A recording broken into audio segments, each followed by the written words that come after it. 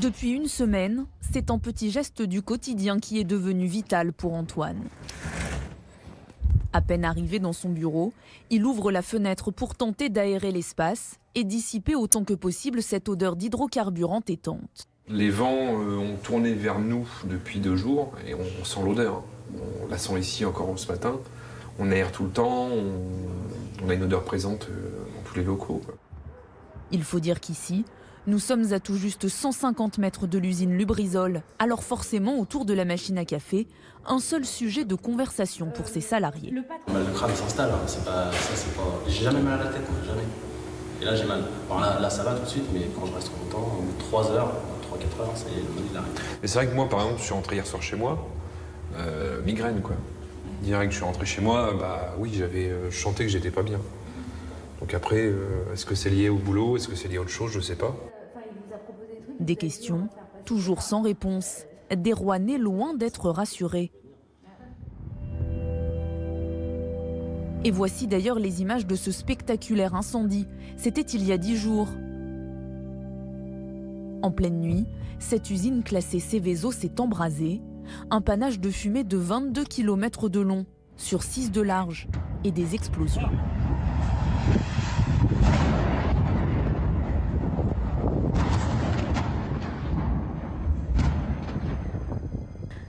Quels sont les produits qui ont pris feu?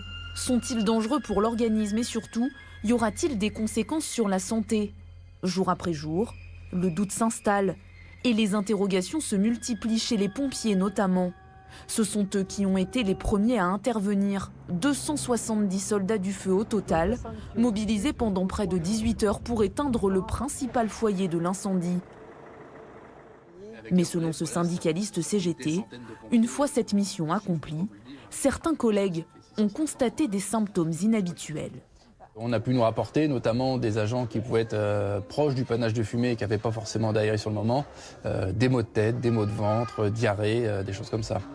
On a d'autres collègues qui ont pu avoir des irritations aux pieds parce que, à patauger dans des eaux d'extinction mélanger les hydrocarbures, il arrive au bout d'un moment que nos bottes ne soient pas forcément étanches. Les pompiers alertent alors leur hiérarchie et s'interrogent. Étaient-ils suffisamment équipés pour lutter contre un feu de matière potentiellement toxique? Les pompiers qui sont intervenus sur le site sont inquiets. Ils ont besoin d'avoir des réponses réelles, de savoir quels étaient les produits qui ont brûlé, quels sont les résidus de ces produits-là, et derrière, quels sont les risques sur notre santé. Est-ce que demain, on ne risque pas de développer des cancers?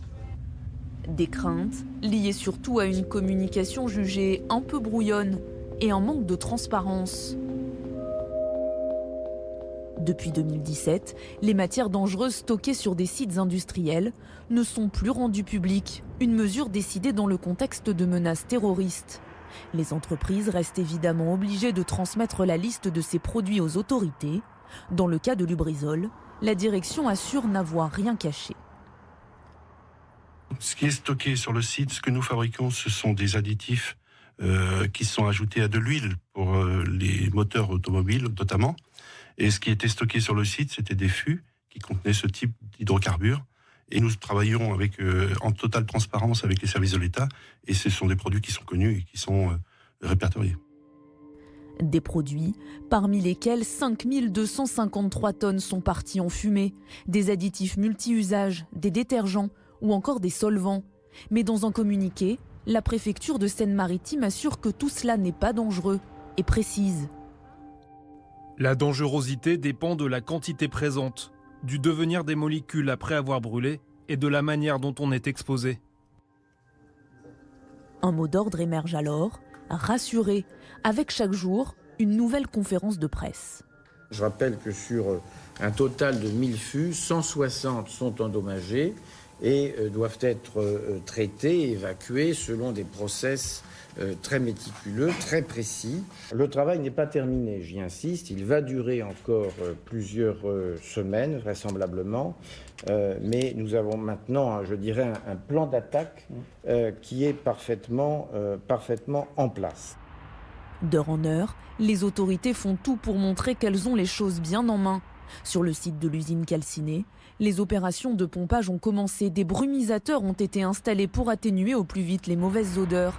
Et une petite musique s'installe, en provenance même du plus haut sommet de l'État. Il n'y a aucune toxicité aiguë relevée dans l'air ou dans les suies. Les analyses complémentaires ont été engagées pour vérifier si des fibres d'amiante sont présentes dans l'air, parce que la toiture des bâtiments qui ont brûlé en contenait. Les premiers résultats pour les mesures faites dans un rayon de 300 mètres autour du site ont été rendus publics hier. Ils montrent qu'aucune fibre n'a été détectée dans les prélèvements de surface et qu'il n'y a pas d'anomalie sur les prélèvements dans l'air. Les prises de parole s'enchaînent, mais rien n'y fait. La crédibilité institutionnelle est remise en cause. L'association des victimes d'amiante estime même que les dangers sont sciemment minimisés et décide de porter plainte pour mise en danger de la vie d'autrui. Les habitants, eux, sont complètement perdus.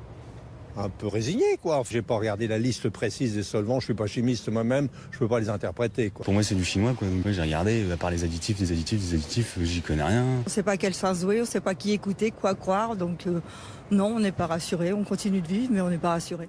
D'autant qu'un nouveau mot affole, dioxine, ces molécules invisibles qui se déposent sur les suies, issues du nuage de fumée. Un produit très dangereux, a expliqué Agnès Buzyn, la ministre de la Santé. Pourtant, là encore, ces effets seraient infimes, selon les spécialistes. Les niveaux que nous avons relevés sur ces mesures sont très proches du bruit de fond. Je ne pense pas qu'il faille avoir d'inquiétude particulière. Un niveau relativement faible, mais le collectif Lubrizol redoute surtout des conséquences à plus long terme. À 10 km à vol d'oiseau de l'usine, Charlie et sa famille se sont retrouvés sous le panache de fumée. Non, ton caillou il est tout sale, papa. Ah bah oui. Ici, l'incendie a laissé des traces partout. Tout le salon de jardin, tous les mobiliers extérieurs, les légumes, les pommes dans le pommier, le trampoline, tout est tacheté de noir. On touche pour le coup, parce qu'on ne sait pas ce qui se passe, est-ce que c'est de la suie ou c'est de la cendre. On s'aperçoit que ça tient aux mains. Quand on se frotte les mains, en fin de compte, ça colle vraiment aux mains. Et là, on s'aperçoit que c'est quelque chose qui n'est pas de la cendre. Difficile alors de laisser jouer les enfants dehors. Pourtant, la préfecture recommande de laver simplement le mobilier avec une éponge et de l'eau. Je pense que juste nettoyer à l'eau, il a plu pendant 3 jours, on voit que les résidus sont encore là, visibles, ils sont très très visibles, là ça n'a pas changé. Rapidement, Charlie doute. Il fait appel à un huissier pour effectuer des prélèvements dans son jardin. C'est pas anodin de se dire j'ai une tache noire, si mon fils ou mes filles ou moi-même mettons la main dans la bouche avec du noir, est-ce qu'on va pas déclarer une maladie ou développer une maladie? C'est un peu l'apport de... C'est pourquoi j'ai fait venir l'huissier de justice en se disant justement qu'on ne dise pas dans 10 ans, si j'espère pas, je touche du bois, mais j'espère pas que quelqu'un soit malade dans la famille, mais me disant que Lubrizol, non, c'est pas de leur faute. Pour sa tranquillité d'esprit, Charlie a déboursé près de 300 €. Et dans la région, ils sont nombreux à avoir le même réflexe. L'étude d'Ali Nussenet a reçu une dizaine de demandes similaires ces derniers jours. Lundi, j'ai eu un appel d'un parent d'élève qui s'était entendu avec d'autres parents d'élèves et qui m'ont demandé d'intervenir sur le lieu, l'école de leur enfant, pour aller constater les odeurs assez fortes à l'école de leurs enfants. Des constatations faites dans l'urgence, avant même la publication de résultats officiels d'analyse.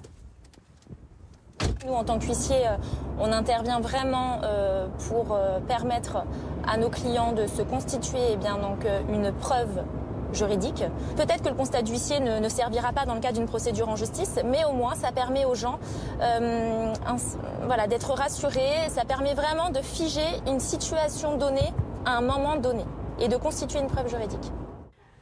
Et en Normandie, la méfiance frôle parfois la défiance. Donatien est apiculteur. Et il y a quelques jours, un agent de la DDPP, la Direction départementale de protection des populations, est venu faire quelques relevés dans ses ruches. Ça a l'air d'aller. Là, il fait un peu frais, donc ils sont un peu plus tous regroupés. Donc c'est pour ça qu'on ne fait pas longtemps, mais le comportement est tout à fait normal. Il n'y a pas de souci. À vue d'œil, ces abeilles ne semblent pas avoir été affectées par le nuage de fumée. Mais le syndicat national des apiculteurs préfère rester prudent. Alors à la cave, dans son congélateur, il a demandé à Donatien de conserver un double des échantillons prélevés. Donc on va avoir un échantillon de suie qui a été récupéré sur les ruches. Il y a un prélèvement d'environ 200-300 abeilles. Il y a un prélèvement de cire dans lequel on trouve du nectar, du pollen et du miel. Et on a pris aussi, j'ai pris aussi un prélèvement de végétaux. C'est uniquement de quoi faire une contre-analyse pour justement être sûr que ce qu'on nous a donné est la réalité et reflète bien ce qui peut se trouver sur le terrain. Un moyen de vérifier si besoin les résultats officiels avec de nouvelles analyses indépendantes. Une preuve aussi pour se retourner contre Lubrizol et contre les autorités si à long terme ils constataient des effets. Ce qui nous inquiète un petit peu, c'est les pollens qui sont présents uniquement sur le passage du nuage, qui auraient pu être contaminés et qui pourraient être rentrés par les abeilles. Là, on ne sait pas ce que ça pourrait faire. Des habitants qui ont du mal à croire que cet épais nuage de fumée et les suies déposées un peu partout à Rouen et aux alentours n'ont aucune conséquence sur la santé. Alors ils s'organisent avec leurs propres moyens pour tenter d'y voir plus clair, loin des grands discours des autorités. Emmanuel Macron, lui, a annoncé qu'il se rendrait sur place prochainement.